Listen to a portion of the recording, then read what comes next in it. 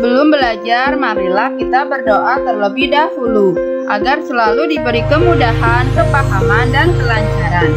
Nah, anak-anakku, persiapkan buku paket tema 7 kalian.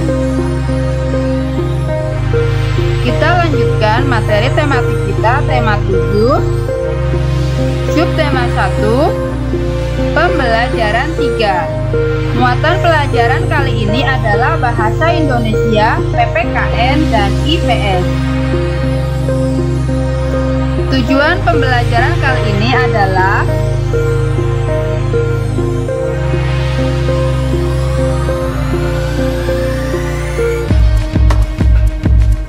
pemimpin yang baik akan memperhatikan kepentingan seluruh anggota yang dipimpinnya. Pemimpin yang baik juga akan selalu mengajak anggotanya berbuat baik. Nah, anak-anak, ayo kita membaca sebuah teks berjudul Pak Abdi.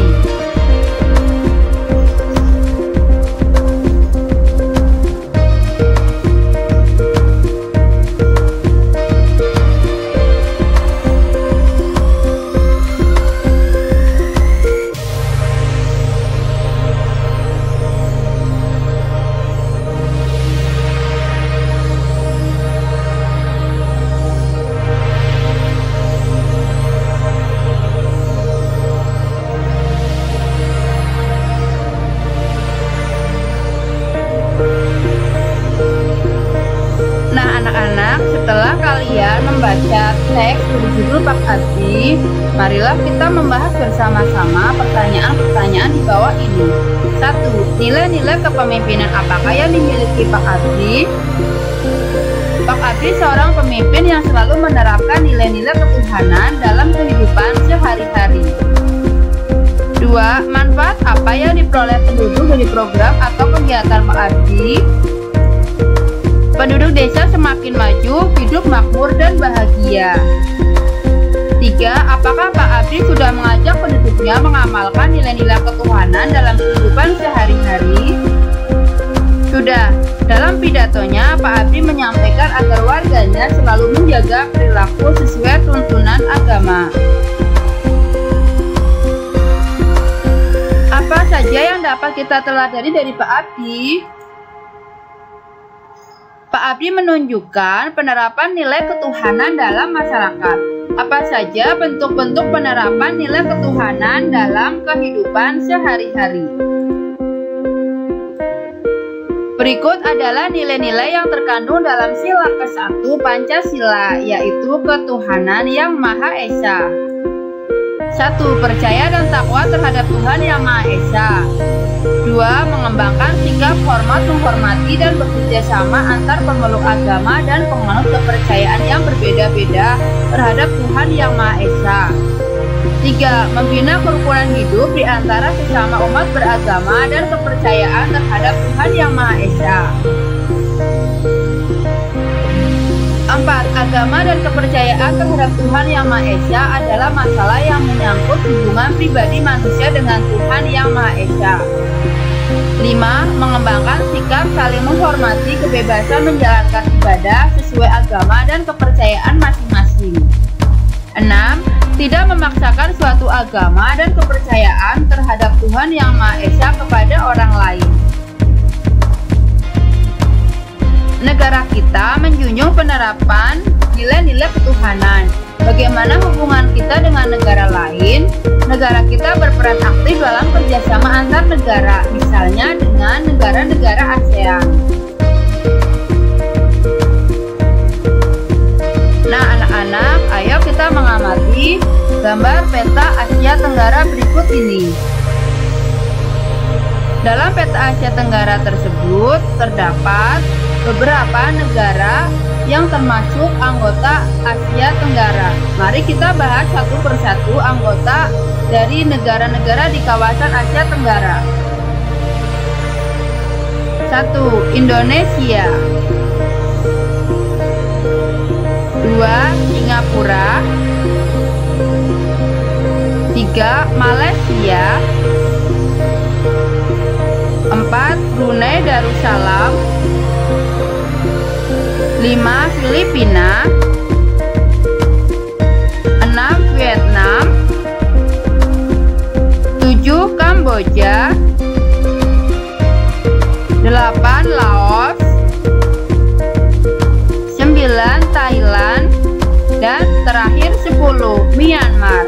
Ke-10 negara ini termasuk anggota ASEAN. Sejarah ASEAN. Pada Pemimpin yang baik akan memperhatikan kepentingan seluruh anggota yang dipimpinnya. Pemimpin yang baik juga akan selalu mengajak anggotanya berbuat baik. Menindaklanjuti deklarasi bersama. Kelima wakil negara yaitu Menteri Luar Negeri Indonesia Adam Malik, Wakil Perdana Menteri merangkap Menteri Pertahanan dan Menteri Pembangunan Nasional Malaysia Tun Abdul Razak, Menteri Luar Negeri Filipina Narcisco Ramos, Menteri Luar Negeri Singapura S. Rajaratnam, dan Menteri Luar Negeri Thailand Tanat Koman. Pada pertemuan ini, kelima wakil negara menandatangani deklarasi ASEAN, The ASEAN Declaration atau Deklarasi Bangkok. Tujuan ASEAN dalam Deklarasi Bangkok: 1. Mempercepat pertumbuhan ekonomi, kemajuan sosial, dan perkembangan kebudayaan di kawasan Asia Tenggara. 2. Meningkatkan perdamaian dan stabilitas regional. 3.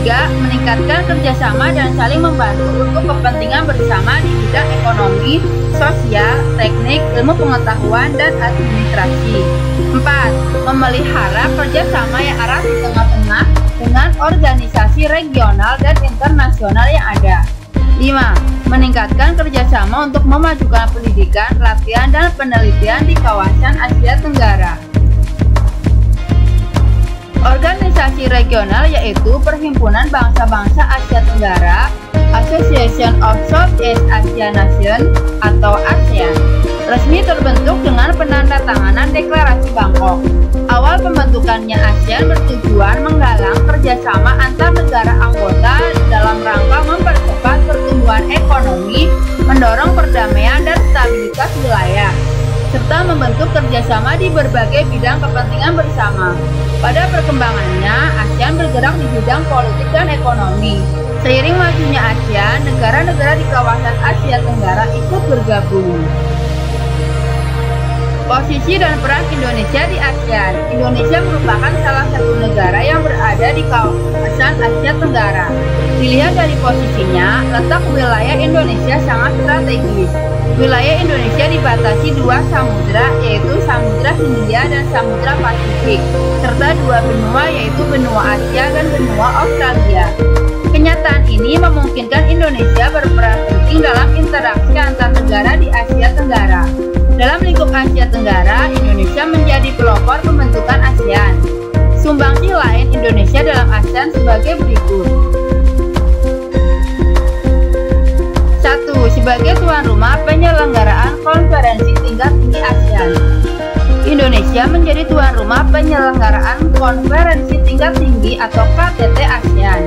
KTT 1 ASEAN berlangsung tanggal 23 sampai 24 Februari 1976 di Bali. Pada KTT ini disepakati pembentukan Sekretariat ASEAN di Jakarta. Tokoh yang menjabat Sekretaris Jenderal atau Sekjen pertama ASEAN adalah H.R. Darsono, menjabat dari tahun 1977 sampai 1978. Umar Madi Nyoto Wiono menjabat tahun 1978 sampai 1979 dan Rusli Nur menjabat tahun 1989 sampai 1992. Indonesia pun menjadi pusat Sekretariat ASEAN. 2. Menjadi pemimpin ASEAN pada tahun 2004. 3. Sebagai tuan rumah pertemuan khusus pasca gempa dan tsunami. 4. Sebagai koordinator dalam pelaksanaan KTT ASEAN bersama negara luar. 5. Mengusulkan pembentukan komunitas keamanan di Asia Tenggara. Pada pembelajaran 1 dan 2, kamu telah membaca teks pidato. Pada bacaan Pak Abi di awal pembelajaran 3 ini juga terdapat teks pidato. Keseluruhan teks pidato itu memuat hal-hal pokok yang sama. pidato harus memuat hal-hal pokok berikut. 1. Salam pembuka. Berisi kalimat sapaan, misalnya selamat pagi, selamat siang, selamat malam, dan lain-lain. 2. Pendahuluan. Memaparkan topik permasalahan yang akan dibahas.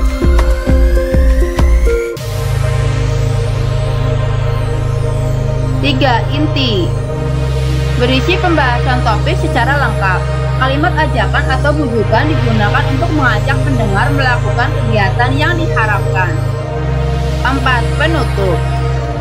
Penyampaian rangkuman atau intisari topik yang telah disampaikan. 5. Salam penutup. Berisi kalimat salam penutup seperti terima kasih.